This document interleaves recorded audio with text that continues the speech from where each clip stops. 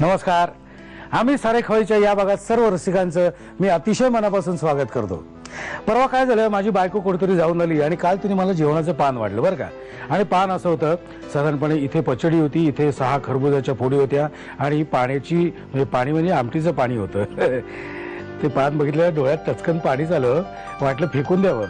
ताट नाही बरं का, म्हणजे हे खाऊ नये, हे खावं असे नियम सांगणारी जी पुस्तकं असतात ना, ती फेकून द्यावी असं मला वाटलं. आणि मला असंही वाटलं की हे खाऊ नका, ते खाऊ नका, या सगळ्या माणसांना ना चुलीत घालावं आणि त्या चुलीवरच गावरान मटण शिजवावं. मला असंही वाटलं की ह्या सगळ्या मंडळींना एका खिंडीत गाठावं आणि त्यांना तिथेच शिजलेल्या भाज्या द्याव्यात. आणि त्याचवेळी मी समोर उभं राहून मस्तपैकी आमरसाची वाटी किंवा श्रीखंडाची वाटी खात राहीन. कशी आयडिया चांगली आहे. ते पण त्यात एक गोम अशी आहे, म्हणजे मला असं वाटतं की हे जे डाएटचं फूड असतं ना, ते बेचव असतं, हा गैरसमज आहे. आणि हा गैरसमज दूर करण्यासाठीच मी माझ्या अतिशय जवळच्या मैत्रिणीला इथे बोलवलेलं आहे. आपण तिची ओळख करून घेऊया. नेहा, मनापासून स्वागत. तुमच्या माहिती करता सांगतो, शी इज अ न्यूट्रिशनिस्ट आणि डाएट प्लॅनिंग करतेस. राहतेस कुठे मला सांग? मी बँड्राला राहते. बँड्रा म्हणजे लहानपण जन्म तुझं इकडच सगळं? हो, सगळं इकडेच. आणि शाळा कुठली?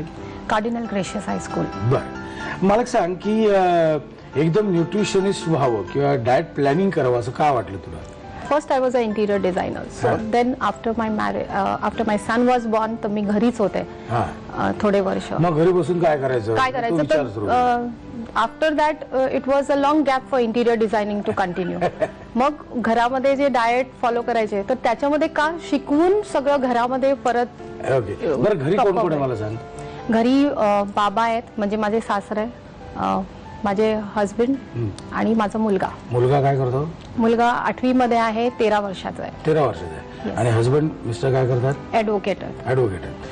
आता सर्वसाधारणपणे आज तुझ्याकडे बरेच जण येत असतील की मला बारीक व्हायचंय किंवा मला, म्हणजे हल्ली तो फॅड आहे असं म्हणायला हरकत नाही. फॅड म्हणण्यापेक्षा मे बी ट्रेंड आहे. मग ह्या ट्रेंड बद्दल तुला काय वाटतं? कारण काय आहे, माझ्या बघण्यात अशा अनेक मुलं आणि मुली आहेत की डाएटच्या नावाखाली जे खायला पाहिजे ते खात नाहीत. ह्याच्याबद्दल तुझं काय म्हणणं? इन्स्टेड ऑफ अ फॅड और अ फॅशन और अ ट्रेंड, मला असं वाटते की being healthy is more important. And nutrition is not की चांगलं खावं. इट्स नॉट, सगळ्यांना वाटते की चांगलं खावं, फ्रूट खाल्लं की असं चांगलं जेवण खाल्लं की हे खाल्लं तर यू स्टे हेल्दी.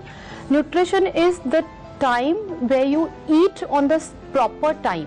बरं, साधारणपणे आता आज जी मुंबईची धावपळ आहे किंवा जी काय आता आपली फास्ट लाईफ झालेलं आहे, तर साधारण कॉमन माणसासाठी टाइम टेबल काय असावं तुझ्या मते? म्हणजे मी सकाळी उठलो, समजा 6 वाजता उठलो, तर 6 वाजता उठतो आणि रात्री 10 वाजता मी झोपतो.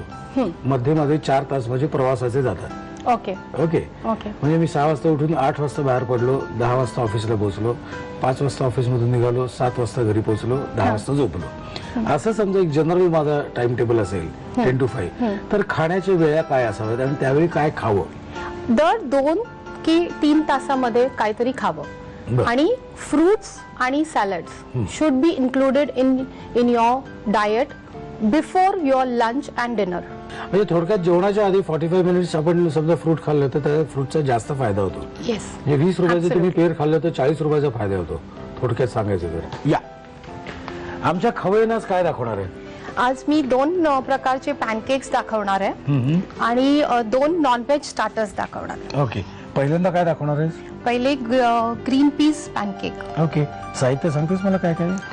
ग्रीन पीस, मूग डाळ पावडर केलेली ग्राइंड करून, दही, चाट मसाला, हिंग, जिरा, तीळ, रवा, हिरवी मिरचीची पेस्ट आणि मीठ. ओके, हे एक्झॅक्ट काय केलं मला सांगायचं? हे थोडंसं गॅसवरती भाजून घेतलं. मूग डाळ ग्रीन कलरची आणि व्हाईट कलरची जी ब्रोकन असते ते थोडंसं भाजवून मग त्याला ग्राइंड केलंय. बस मिक्सर मधून काढलंय. आणि हे सुद्धा तसंच केलेलं आहे. हे बॉइल्ड केलं आणि मग त्याला ग्राइंड केलंय हाफ. बरं, मला सांग, ही डिश कोणाची आहे? म्हणजे ही इन्व्हेन्शन कोणी केलंय? ही मीच इन्व्हेंट केलंय. कारण हे लहान मुलांकरता मी ऍक्च्युली इन्व्हेंट केलं होतं, माझा मुलगा करता. बिकॉज ग्रीन पीस मध्ये ना ते बी कॉम्प्लेक्स, बी विटामिन भरपूर आहे त्याच्यामध्ये. तर म्हणून मी तो असं पुलाव मध्ये आता तो कंटाळलाय, पुलाव की आलू मटर. मग मी म्हटलं काहीतरी नवीन म्हणजे तर पॅनकेक्स. मी म्हटलं पॅनकेक्स करावं, तर I give him in pancakes. आणि ते ग्राइंड असल्यामुळे ही डज नॉट अंडरस्टँड की त्याच्यामध्ये आहे ग्रीन पीज आहे म्हणून. आता तो हा कार्यक्रम बघेल तेव्हा कळेल की आई आपल्याला कशी जमवते. ओके, मला सांग, हे स्किन साठी सुद्धा उपयोगी आहे का? हो, green peas is good for skin also, कारण ते B complex is good for skin, hair, everything. Okay, सगळ्यांना उपयोगी आहे बी. आज आपल्याकडे एवढ्या वेगवेगळ्या प्रकारच्या ऑइंटमेंट्स वगैरे येतात, स्किन ऑइंटमेंट, लावा गोरेवा. Is it true? 7% नॅचरली ते वर्क करते, पण जे न्यूट्रिशन जे आतमध्ये जाते ते जास्ती महत्वाचं आहे ना. ते जास्ती उपयोगी, त्याचा उपयोग जास्ती तुम्ही पडतो. पेस्टा किती लावल्यात तरी जे आहे ते आहे. तुमचं खाणं जर व्यवस्थित नसेल तर तुम्ही कितीही पेस्ट लावली, कितीही क्रीम्स लावली तरी काही फरक पडणार नाही. आपल्याला पुढे जायचंय, आपली तयारी करायची. आता आपण आधी मूग डाळ घेऊया. आणि जेवढी मूग डाळ घेतो तेवढं त्याचं पाणीचं, ओके, तेवढंच पाणी म्हणजे आपण 4 चमचे हे घेतलं तर 4 चमचे पाणी. हो. आणि कधी भाजून जास्ती झाली आहे तर देन यू रिक्वायर जास्ती पाणीची गरज पडते.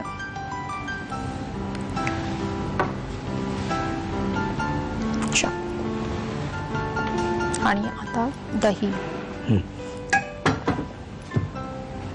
किती घालू? 2 चमचे बस. आता फ्लॅट 2 चमचे, मग आता अर्धच घाला. येस, बस. आणि कधी प्रमाण दहीचं की पाणीचं जास्त झालं तर डाळ आपण मिक्स वाढवू करू शकतो, शकतो. बरोबर. हो. आणि मग आता हे आपण ग्रीन पीस घेऊ.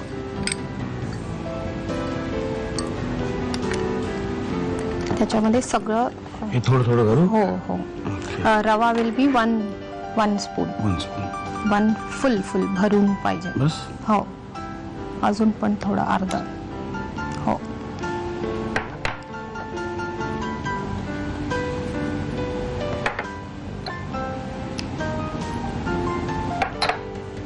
जिरा थोडासा अजून.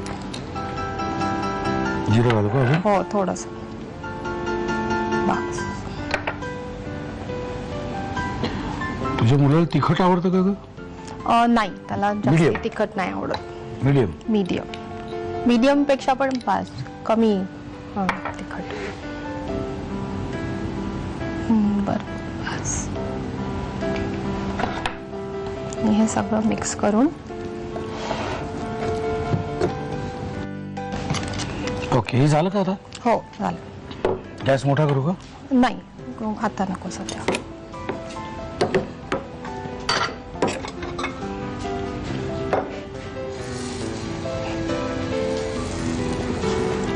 छोटे घालायचे का? हो, पॅनकेक्स ऑलवेज 4 इंचेस पर्यंतच असतात, जास्ती मोठे नसतात. आणि खायचे कशा बरोबर? याच्या बरोबर मी कोकम चटणी केली आहे. बर.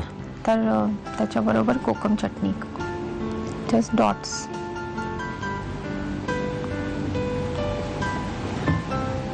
मेहा बरोबर असताना तेलाचा जरा जपूनच वापर करायला लागणार आहे मला. ओके, आता गॅस मोठा करू का? हा, चालेल. झालं ना? गॅस स्लो आहे की? स्लो करू का? नाही, मोठा करायचा आहे. ओके, आता मोठा केला. हो. आणि असं थोडंसं साधारण प्रेशर मी ते आतपर्यंत सगळं व्यवस्थित हो आहे. हो आणि हे झालं की खायला सुरुवात ना? हो. First class. लिहायला सुरुवात करा लगेच. साहित्य आणि कृती. मटार पॅनकेक बनवण्यासाठी लागणारं साहित्य: वाफवलेल्या मटारची मिक्सरला वाटलेली भरड, मूगडाळीची पावडर, दही, जिरं, हिंग, चाट मसाला, रवा, पांढरे तीळ, मिरची पेस्ट आणि मीठ. कृती: मूगडाळ भाजून मिक्सरमधून वाटून घ्यावी. एका बाउलमध्ये 4 चमचे मूगडाळीचं पीठ, 4 चमचे पाणी, 2 चमचे दही, मटारची भरड, 1.5 चमचा रवा, 1 चमचा पांढरे तीळ, जिरं, हिंग, चाट मसाला, मिरची पेस्ट आणि मीठ घालून मिश्रण एकजीव करून ठेवून द्यावं. पॅन मध्ये थोडंसं तेल गरम करून त्यात तयार मिश्रणाचे पॅनकेक्स पसरून घ्यावेत आणि दोन्ही बाजूनी परतून शिजवून घ्यावेत.